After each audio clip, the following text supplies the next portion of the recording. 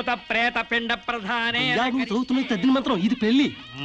ఈ దిక్కుమాలిన పెళ్లికి రావాల్సింది అసలు మనం కాదయ్యా, మంత్రసం. ఏ నిమిషంలో పురుటినొప్పులు వచ్చేస్తాయో ఏమో.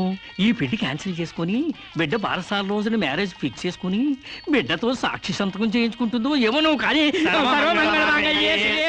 సోఫాలో పెళ్ళేంటి విడ్డూరం కాకపోతేను. ఒకసారి శోభన మంచం ఎక్కాక సోఫాలో కట్టుకుంటేంటి, స్టోర్ రూమ్ లో కట్టుకుంటేంటి. అయినా నా వరకు నాకు ఈ పద్ధతి బాగా నచ్చిందమ్మా. కోరుకున్న కుర్రాళ్ళు విషయం ఉందో వీక్నెస్ ఉందో తెలుసుకుని కట్టుకుంటుంది మరే. లేకపోతే తీరా చేసుకున్నాక తాళిగట్టునుడు తడిగుడ్డగాడైతే గాడిపోయిలు ఆరిపోవు. అమ్మా, ఈ డేటింగ్ పెళ్లి ఉందని నాకు ముందు తెలియదు. తెలిస్తే నేను కూడా ఇలాగే చేసుకునేదాన్ని. చూడటానికి శోభన్ బాబులా ఉన్నాడని, కరెంట్ ఆఫీసులో పని చేస్తున్నాడని కట్టుకున్నా. తర్వాత తెలిసింది ఆయన బాడీలోనే కరెంట్ లేదని. నా కాలం కలిసొచ్చి హార్స్ పవర్ ఉండే మగాన్ని కట్టుకున్నాను గాని లేకపోతే గోడలు దూకాల్సి వచ్చిండేది. చదివిన తూతులు చాలు కానీ వాళ్ళ చేత పీపీ ఎనిమిచ్చి పుష్టి కట్టించే పప్పును తినేయచ్చు.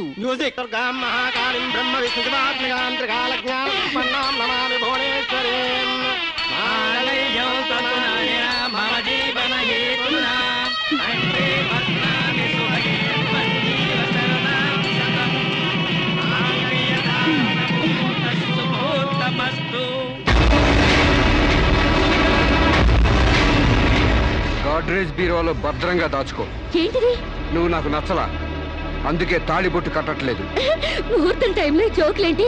Useless fellow. ఇంకొకసారి యూజ్లెస్ ఫెలో అన్నావంటే చెప్పుతో కొడతా.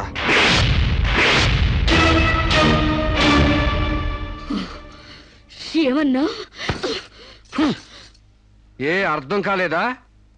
నువ్వు నాకు నచ్చలేదు, నేను నిన్ను పెళ్లి చేసుకోవట్లేదు. ఇంకొకసారి యూజ్లెస్ ఫెలో అన్నావంటే తోలు చెప్పుతో కొడతా అన్నా.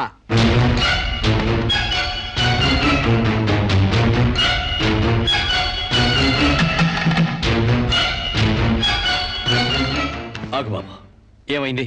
మీ చెల్లెలు నాకు నచ్చలేదండి, ఈ పెళ్లి క్యాన్సిల్. ఏమిటి పెళ్లి క్యాన్సిలా? అవును, ఇష్టపడి డేటింగ్ పెట్టుకున్నావు.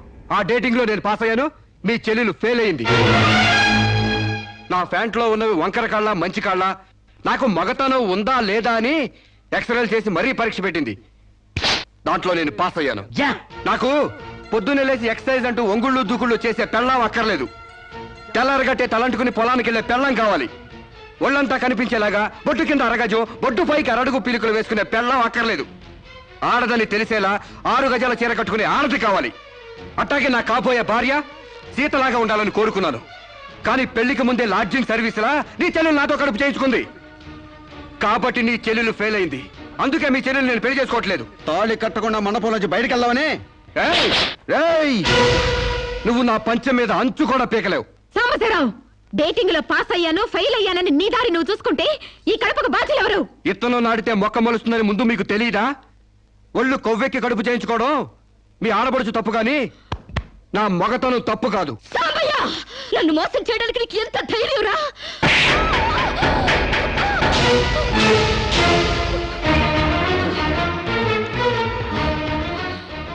రారా పోరా, నువ్వు అంటానికి నేను పడ్డానికి నీకు నాకు ఏంటే సంబంధం?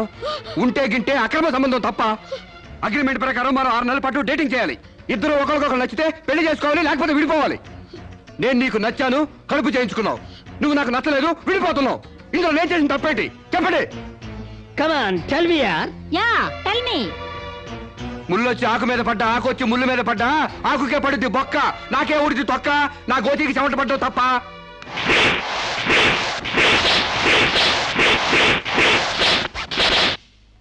నాన్న, సీన్ అర్థమైంది కదా? అర్థమైంది. అయితే టాటా చెప్పొచ్చాయి. సారీ యార్, take it easy, don't feel uneasy. All the best, bye bye, see you.